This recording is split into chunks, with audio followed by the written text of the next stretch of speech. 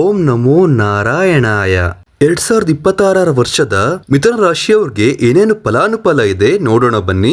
ಈ ವರ್ಷ ನೀವು ತುಂಬಾ ಒಳ್ಳೆತನ ತೋರಿಸ್ತೀರಾ, ಆದ್ರೆ ಬೇರೆಯವರು ನಿಮ್ಮನ್ನ ಮಿಸ್ಯೂಸ್ ಮಾಡ್ಕೋತಾರೆ. ಹಣಕಾಸಿನ ವಿಚಾರದಲ್ಲಿ ನೀವು ಬೇರೆಯವ್ರಿಗೆ ಏನು ಹೇಳಕ್ ಹೋಗ್ಬಾರ್ದು. ನಿಮ್ಮ ಹತ್ರ ದುಡ್ಡಿದೆ ಅಂತ ಗೊತ್ತಾದ್ರೆ ಬೇರೆಯವ್ರು ನಿಮ್ಮ ಹತ್ರ ಸೆಂಟಿಮೆಂಟ್ ಆಗಿ ದುಡ್ಡು ಇಸ್ಕೊಳ್ಳೋ ಸಾಧ್ಯತೆ ಇದೆ. ನೀವೇನಾದ್ರು ದುಡ್ಡು ಕೊಟ್ರೆ ಅವ್ರು ಖಂಡಿತ ನಿಮ್ಗೆ ವಾಪಸ್ ಕೊಡಲ್ಲ. ಈ ವರ್ಷ ವ್ಯಾಪಾರ ವ್ಯವಹಾರ ಮಾಡೋರ್ಗೆ ತುಂಬಾ ಅಭಿವೃದ್ಧಿ ಆಗತ್ತೆ.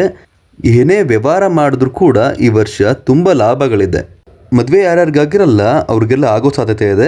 ಆದರೆ ಒಂದು ವರ್ಷ ಅಂಡರ್ಸ್ಟ್ಯಾಂಡಿಂಗ್ ಇರಲ್ಲ. ನೀವು ಜೀವನದಲ್ಲಿ ಎಲ್ಲರೂ ನಿಮ್ಮವರು ಅಂತ ಅನ್ಕೊಂಡಿರ್ತೀರಾ. ಈ ವರ್ಷ ನಿಮಗೆ ತುಂಬ ಬುದ್ಧಿ ಕಲಿಸ್ಕೊಡುತ್ತೆ ಪ್ರಕೃತಿ. ಯಾರು ನಿಮ್ಮವರಲ್ಲ ಅಂತ ನಿಮಗೆ ಅರಿವಾಗತ್ತೆ.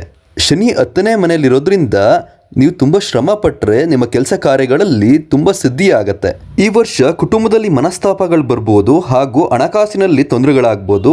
ಆಗಸ್ಟ್ ನಂತರ ಎಲ್ಲ ಸರಿ ಹೋಗುತ್ತೆ. ಈ ವರ್ಷ ನಿಮ್ಮ ಬಂಧು ಬಾಂಧವರ ಹತ್ರ ನೀವೇನು ಹೇಳ್ಕೋಬೇಡಿ, ನಿಮಗೆ ಅವರೇ ಶತ್ರು ಆಗ್ಬೋದು, ಎಚ್ಚರಿಕೆ ವಹಿಸಿ.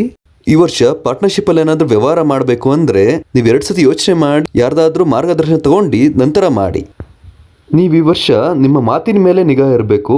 ಬೇರೆಯವ್ರು ಖುಷಿ ಆಗತ್ತೆ ಅಂತ ನೀವೇನೇನೋ ಮಾತಾಡೋದನ್ನ ನಿಲ್ಲಿಸಿ. ಶನಿವಾರದೊಂದು ಆಂಜನೇಯ ದೇವಸ್ಥಾನಕ್ಕೆ ಹೋಗಿ ಬೆಣ್ಣೆ ಅಲಂಕಾರ ಮಾಡಿಸಿದ್ರೆ ತುಂಬಾ ಶ್ರೇಷ್ಠ. ನಿಮ್ಗೆ ಏನೇ ಸಂಕಷ್ಟಗಳಿದ್ರು ಈ ವರ್ಷ ಪರಿಹಾರಗಳಾಗತ್ತೆ.